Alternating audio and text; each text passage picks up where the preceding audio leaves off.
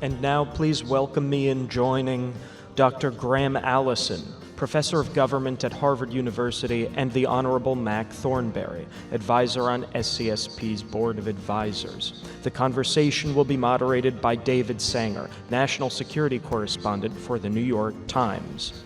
Well, good morning. Thank you very much. I'm delighted to be here with Graham Allison of Harvard, old friend. Graham actually taught me years ago. So, Graham, if you don't like any of my questions, they're your fault. We teach together now at the Kennedy School. And Mac Thornberry, who represented what was the number of the district? 13th district in Texas for many years, and is keyed into every one of our topics, and of course on the board here.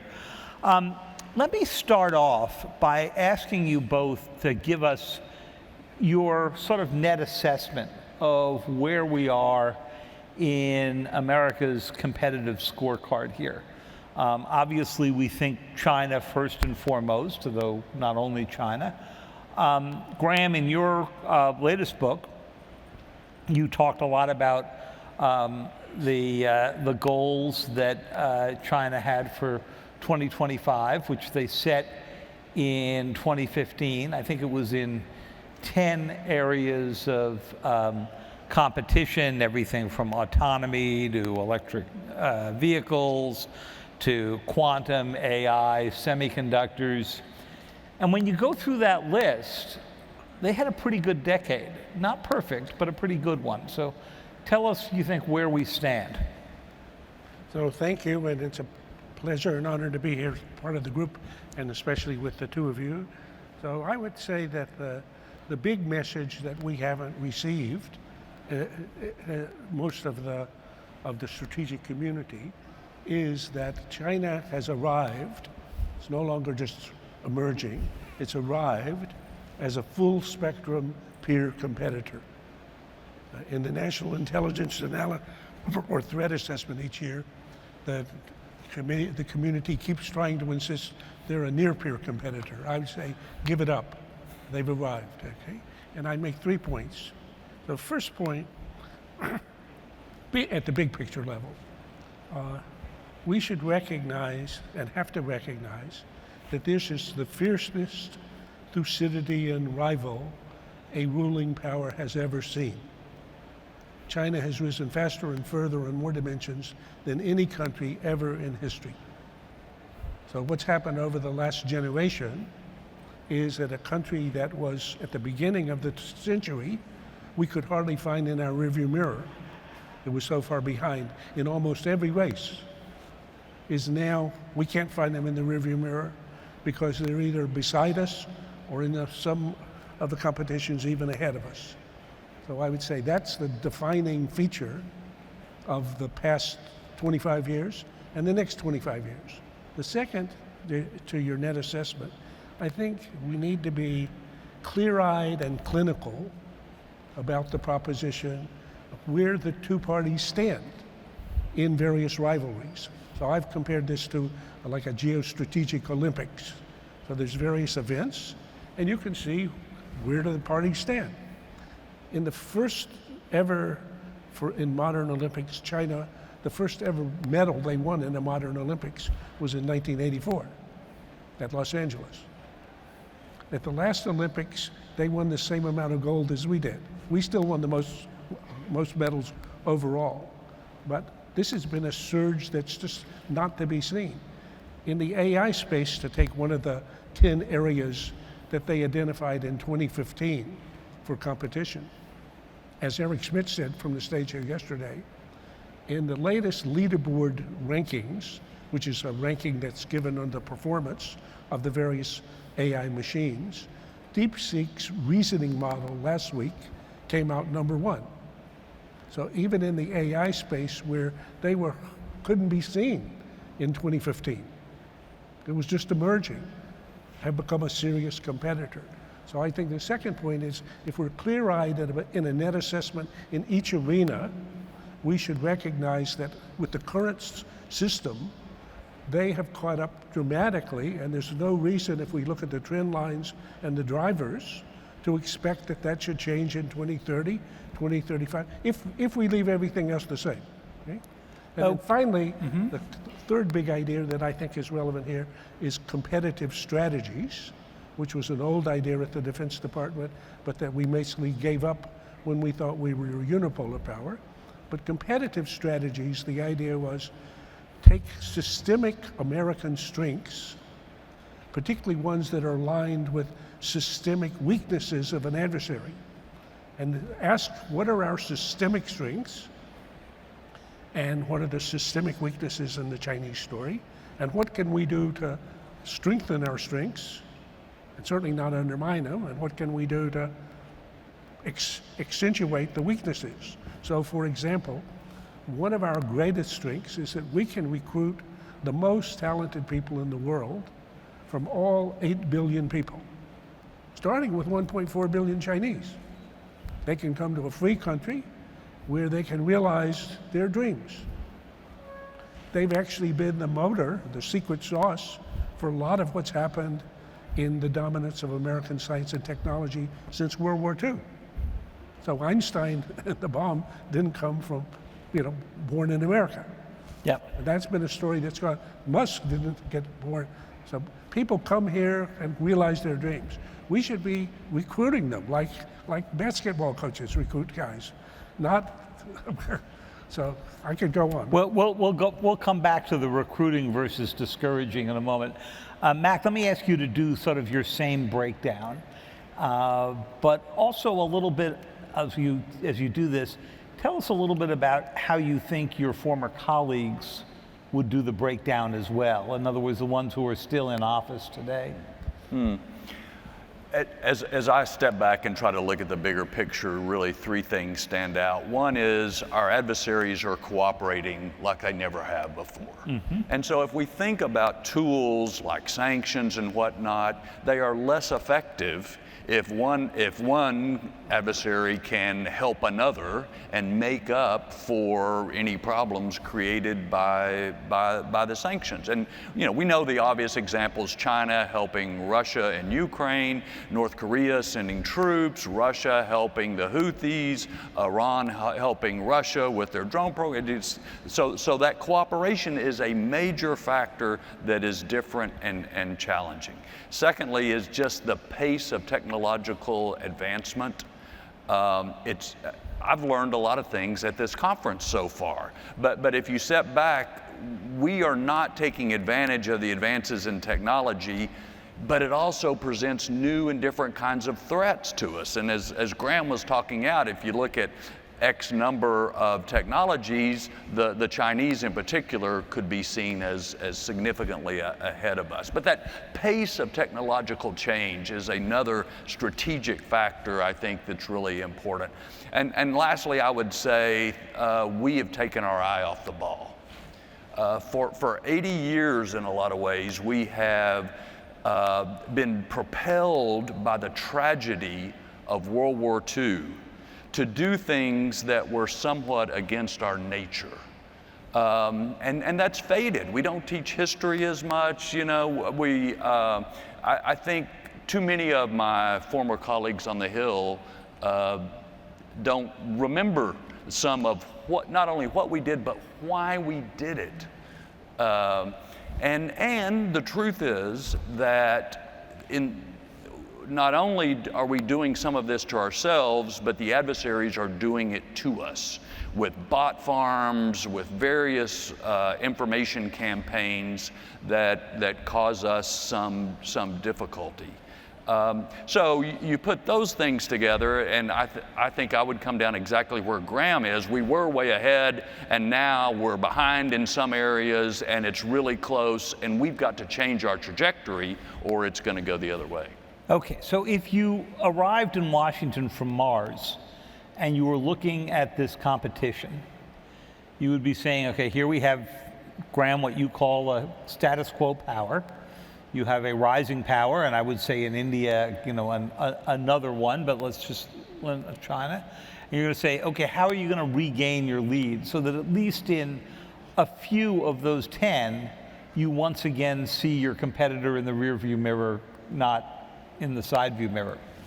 or ahead of you. And you might think you'd steal some of their best expertise by bringing them into the country. You might think you will pour more money into some of these areas that you think are critical. And yet, in the past 4 months, with almost not, much of an organized opposition, we've actually seen a government come in and begin to cut into the budget of the National Science Foundation, which I saw as I came in is here today. Cut into basic research at universities, get rid of a lot of the historians, but also the specialists within the National Security Council, and so forth. So how would you match this up with a strategy? Do we think that, in fact, the current administration has in the back of its mind another way to get at this if we give them the benefit of the doubt here? Graham? So if I go back to the competitive strategy framework, which I think is the right way to think about this, and you ask, okay, so here's the fiercest Thucydidean and rivalry history has ever seen. Here is Team Blue, that's us. What are our systemic strengths? And what are potential systemic strengths for us in this competition? So starting down my list, I could think of 10, but to begin with, is the super talented people. I think the 1 in a million people make way more difference than the average. Now those 1 in a million people might be a person named Huang who happens to create a company called NVIDIA. Yeah. Oh, where did he come from? I think abroad. Mm-hmm. There was another fellow named Andy Grove. He was a Hungarian. After the Hungarian Revolution, he came to the US. What did he do? He invented semiconductors and Intel, when Intel was a great company. We can go down this list. There was World War II. Who got the bomb first? People who escaped from Europe, often frightened by Nazism and Hitler. So Einstein and Szilard and the group. So I would say there's an area of American strength, and the idea that we would then be taking actions that undermine that make no sense in a big strategic picture. I don't think I can give an account of why. I would try to. I don't believe anybody has given an account of why it would be good for the U.S. to discourage the most talented people in the world from coming to the U.S. to realize their dreams. China cannot compete with that. You can't become actually a Chinese. It's almost impossible to become a Chinese citizen. In any case, if you go to work there, you're in a language of Chinese that you have to learn. Most people, many of the people all around the world speak English already. You have a community in the U.S. in principle, we have historically, that's been very welcoming of talented people and provide for them opportunities to realize their. So I would say, if I just start there, you'd say this makes no sense. I don't think anybody has given a strategic rationale for why it would be advantageous for Team Blue in trying to compete with Team Red to take those actions.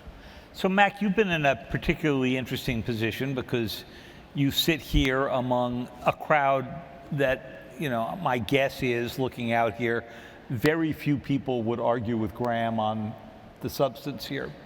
And yet you have to go sell these programs back home in the Texas Panhandle that you represented for so long, where there would be a lot of people who say, tell me why we're spending $9 billion in basic research for a bunch of universities, and how is that helping me in my life?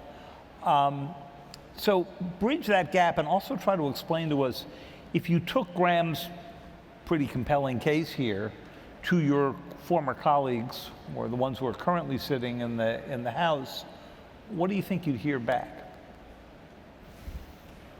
Well, There are legitimate criticisms for the way the immigration was being handled in the country. There may well be legitimate criticisms for the way some of the research money was being spent in the country. But we've got to be careful it's not even overcorrection. It really is cutting off your nose to spite your face. And so for years, I made Graham's point that any country needs to be able to control who and what comes across its border. But the United States has grown and flourished because people have come here from all parts of the world, and we want people to come here who are going to continue to contribute to our society. It has to be managed. It can't be uncontrolled. And similarly on research, I think it's important to connect research and what it can lead to the improvements in our daily life. And if I've got one fault, and I would include me in this to some extent, is our leadership in recent years has not really made the connection between what federal government is doing and how it's important to the daily lives of Americans. And that's true for defense and security efforts. I would try to go to my farmers and ranchers and talk about how much of what they produced was exported and how it was important to have a Navy to maintain freedom of the seas and those sorts of things. But I don't think leadership in this country has done enough of that. Okay. So let me ask you to compare one arena where we've seen different approaches by the Biden administration and the Trump administration. The easy one to pick out is semiconductors. So during the Biden administration, the CHIPS and Science Act got passed, put aside $52 billion for investing in new semiconductor plants. That doesn't get you very far, since a good modern fab is probably 20 billion and you build them in 2-packs. But it was intended to be seed money, and it brought in other investment along the way. The Trump administration has taken a different approach. Their approach has been, if you tariff the imported chips, people will get the message and they'll build their facilities here. And the president has rolled out a series of people who are announcing projects to do just that. Some of those projects go back to the Biden administration, but we'll set that aside for a moment. Does either of these approaches do what we need to do at the speed at which we need to do it, given the long lead times for these? The easy answer to the last part of the question, at the speed we need to do it, absolutely not. Mm-hmm. And if there's one issue that concerns me, is the urgency that we don't have. We're hearing it in some rhetoric, but when you look at DOD or other agencies, we don't have the urgency that permeates down into action. And that's true in the area you're talking about, but it's true in all sorts of areas. I would say COVID woke a lot of people up on the danger of being dependent upon China for things that are really important to our society. And we do have to figure out how to be less dependent upon a potential adversary for things that are crucial to the functioning of our society, like semiconductors. But just as the Chinese and the Russians, et cetera, are working together, I think that means we work more closely with allies. So the part of tariffs that I think is really a mistake is to tariff our allies and partners, whom we really need to rely on for critical minerals, as well as their refining and a host of other things. I mean, you've got one alliance on one side, we need to have a group of like-minded nations on the other to counter it. And so that broad-based approach, I think, is a mistake. So Graham, we were discussing this a little bit last night, but is the tariff strategy here going to run headlong into our competitiveness strategy? Well, I think there are two different issues, and I think we should be asking more heretical questions about both of them. Okay, so I'm a little skeptical about both. I think on the tariff strategy, I think the short answer to that is Elon's. It's moronic, okay? And then more to follow. So I think the tariff strategy that we had before, I think the tariff strategy that we followed in the Biden administration, and I think particularly the liberation is moronic. Will have negative effects And on Biden us kept a lot overall. of those tariffs, at least the ones that Trump had put in Yeah, his no, first term. exactly. I don't recall any of those being repealed in the Biden They administration, weren't. and I cover the White House for a living. Yeah. And the impact of those is that there was a good Peterson study that for $800,000 per year, you can preserve a $60,000 job. It's not this doesn't work very well. Secondly, I think the effort at export controls, we should again be asking more radical questions about. So there's no question that advanced semiconductors, power, the advance of AI, and that we've had a significant advantage in that space. That's part of the interesting assessment of what happened in the 2025. On the other hand, if one looks at the performance of the AI companies and their both LLMs and their now reasoning machines, if I graph it, the Chinese line looks pretty steady. There's not much bumps in it.